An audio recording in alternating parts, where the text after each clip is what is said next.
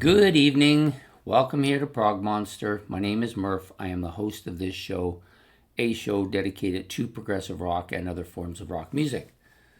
So we're here to do the episode on Sunday night that we do every week called Commonalities Compared.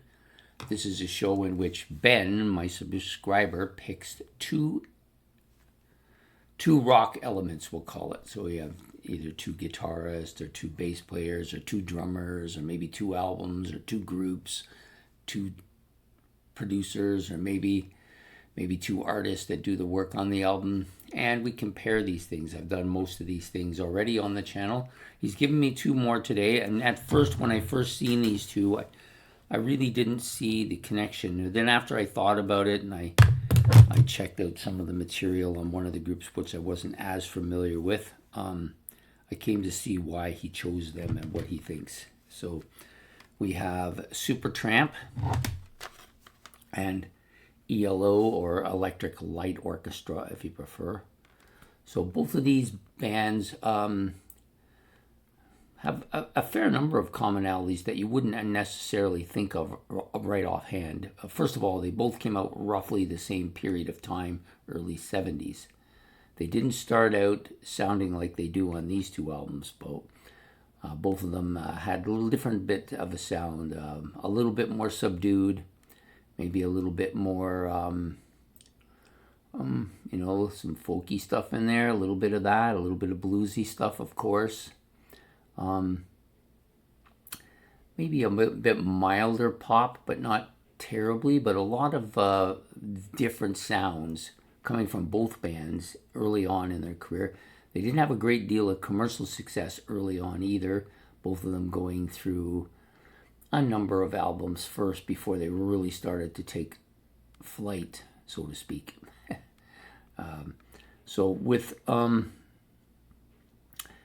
basically they both had big albums, and then they went very commercial for the most part.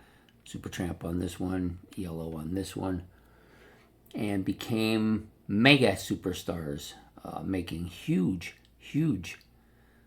sales on these albums. Then they went through a bit of a drop-off where they both kind of still were producing the albums here and there, but not really dominating kind of albums. And then at some point, they just stopped making albums altogether. And now, if you were to, when you ask me about these two bands, to me, I think they're both big bands, but they don't ever get mentioned as being the top elite bands of all time. Neither of them really. They're not really overly noticed by most people anymore. In fact, many people don't even know who they are. That's the thing. They were huge at the time, but they just haven't kept in the limelight, I guess, is the best way to put it. I mean, for me, Supertramp is a fantastic band. I love almost everything they do. I'm sure there's people that enjoy ELO just as much, but they just haven't really stayed at the top of the game, and kind of basically just gone unnoticed for a long period of time and don't get as much notice as they used to get. I think they both should get more notice, but, times change and musical tastes change, and, as Randy Bachman used to say, you're only as good as your last record, right? Yeah, so true. When Roger Hodgson left Supertramp, Rick Davies kind of took over. They became a lot more progressive, actually, after that.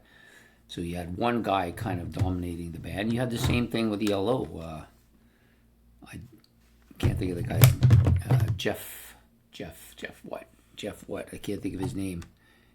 Oh, Jeff Lynne. Sorry, I was trying to think. I had him in my mind, but I couldn't think of his last name. Oh, so Jeff Lynne. So basically, he kind of is the architect of these guys, and now Davis was the architect for a while there after Hodgson left. So yeah, there's quite a few similarities. For me, though, I'm not a huge ELO fan. I like this album. It's a good album. But I basically don't really listen to this band. This one's from 77. so a little earlier than this one, which was from 79. This band, on the other hand, I listen to all the time. They're a regular band for me to listen to. One of my top 10 or 12. I think they might even be as low as 13th. I think they're 12th though. I think they're my 12th band.